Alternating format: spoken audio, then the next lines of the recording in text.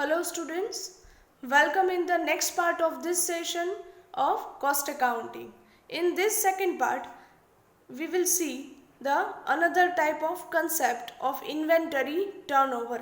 Now students, see over here, આપણે unit number 2 material કોસ્ટમાં અત્યાર સુધી કયા ટોપિક્સ છે કમ્પ્લીટ કરેલ છે? That is basic theoretical concept, that is introduction, definition, types of material, material control, objectives, process. Then we understood various inventory levels and we calculated this as well. આ બધા calculate પણ કરેલ છે, right? અત્યાર સુધી first પાર્ટમાં તમને મેં જે પણ બધા સમ્સ છે કેલ્ક્યુલેટ કરાવેલા છે એ સમ્સ તમને તમારી ફાઇનલ એક્ઝામમાં એ પૂછાય છે 15 માર્ક્સમાં. Now students, in this unit only, આ જ યુનિટમાં તમને સેકન્ડ કન્સેપ્ટ જે આપેલ છે એ છે the concept of inventory turnover. Now we will understand first of all the concept of this, and then we will see the list of formula for the inventory turnover calculation, and then we will start with the practical examples of inventory turnover, because આ જે concept છે એ stock લેવલ્સની જેમ જ equally important છે તમારા સિલેબસમાં, અને આમાંથી પણ તમને 15 માર્ક્સનો જ સમ છે પૂછાય છે. બરાબર? યુનિટનું વેઇટેજ 15 માર્ક્સ છે, એટલે એવું બની શકે કે કાં તો બંને સમ્સ મટીરિયલ લેવલ્સના હોય, કાં તો બંને સમ્સ ઇન્વેન્ટરી ટર્નઓવરના હોય, અથવા તો એક સમ તમને મટીરિયલ લેવલ્સ કેલ્ક્યુલેશન માટે આપે અને એમના ઓરમાં એક સમ તમને ઇન્વેન્ટરી ટર્નઓવરનો આપે. That means we can not neglect the importance of this also. એટલે તમારે તમારા યુનિટમાં બે ટાઈપ્સના છે કેલ્ક્યુલેશન છે કરવાના રહે છે. એક તો સ્ટોક લેવલ કેલ્ક્યુલેશન્સ જે આપણે અત્યાર સુધી કરેલ છે, અને સેકન્ડ છે inventory turnover calculation that we are going to see, જે આપણે જોઈએ છીએ. Now let us start with this the concept of inventory turnover. First of all, inventory means stock or material turnover. So we will call it inventory turnover or stock turnover or material turnover. Read the concept. In a stores department, how much of particular material is received, how much of that material is issued, and what is the rate of turnover of receipt and issue of material is ascertained, which is known as the material turnover ratio. That means કે તમારો જે stores department છે કે જ્યાં તમે material store કરો છો, in which તમને કેટલું મટીરિયલ રિસીવ થાય છે, કેટલું મટીરિયલ તમે ઇશ્યુ કરો છો, and what is the rate of turnover. That means how speedily the movement of material receiving and movement of material issuing is there. To find out that, we will calculate the material turnover ratio. એમના માટે તમે એક ratio find out કરો છો જે છે material turnover ratio, or we can say inventory turnover ratio or stock turnover ratio.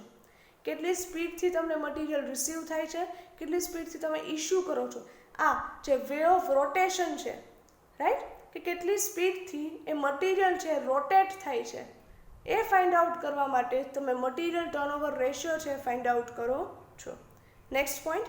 So material turnover ratio is calculated to know the speed of movement, the speed of rotation of a particular item of material, that how speedily you are getting the material, issuing the material, and how much is the rotating period.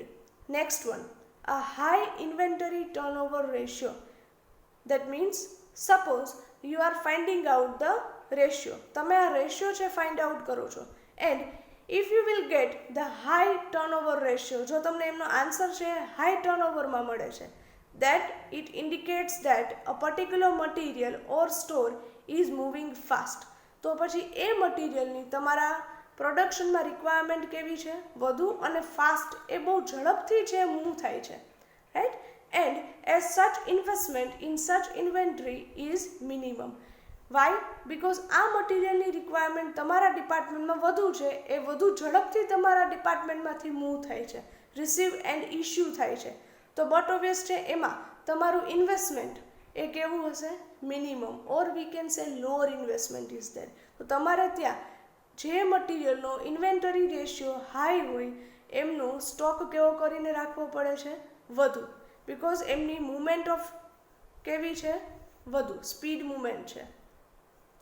Next one, a law inventory turnover ratio, એમનાથી opposite કે જો lower હોય inventory turnover ratio, then it indicates that an item is not consumed quickly.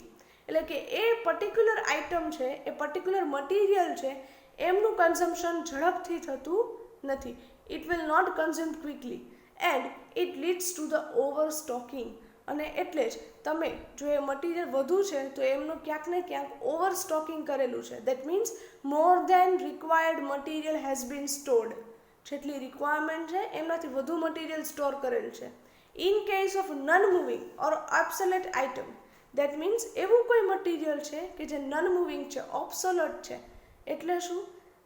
That means કે outdated suppose છે, અથવા તો જે હવે બહુ ઓલ્ડ આઇટમ છે એટલે યુઝ નથી થતું, then the rate of inventory turnover ratio of such type of material is extremely less or zero. તો પછી એમના રેશિયોનો જે આન્સર આવશે એ કેવો હશે? એક્સ્ટ્રીમલી લોઅર અથવા તો near to zero. Why? Because that material is not moving quickly. Students સમજાય છે આ? Right? And last point, on the basis of inventory turnover ratio we can find out, very important, inventory turnover in days. તમે આ ratio પરથી એક વધારાની additional detail છે find out કરી શકો છો, અને એ છે inventory turnover in days, which indicates the number of days in which average stock of an item is consumed. That means કે on an average કેટલા દિવસોમાં તમે સ્ટોક છે એ રિસીવ કરી અને ઇસ્યુ કરી આપો છો.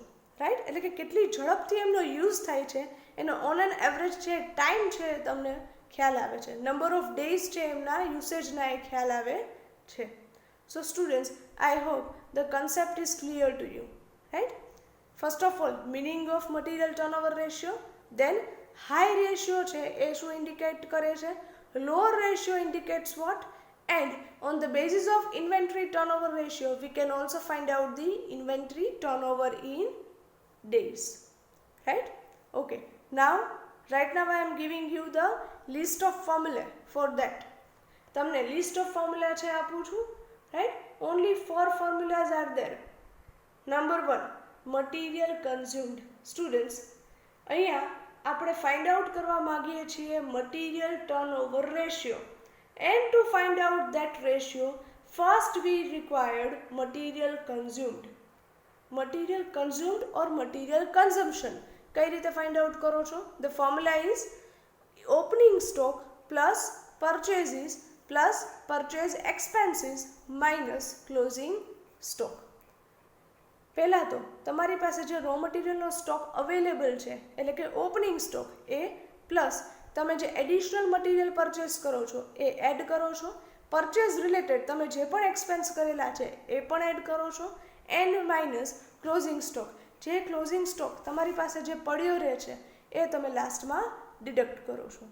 So in this way we will find out the first, that is material consumed. Students, generally ક્વેશ્ચનમાં તમને પરચેઝ એક્સપેન્સીસ છે બહુ રેર છે આપેલા હશે. Right? Okay. Second formula is for the average stock. The formula is average stock equals to opening stock plus closing stock upon 2. Students, બધી formulas છે એ ભેગી ન કરી દેતા, મિક્સ ન કરી દેતા. રાઈટ? એવરેજ સ્ટોક છે તો ફોર્મ્યુલામાં પણ સ્ટોક છે થવો જોઈએ મેન્શન. રાઈટ? અહીંયા શું લખો છો? Opening stock plus closing stock upon 2. In this way we will find out the average stock.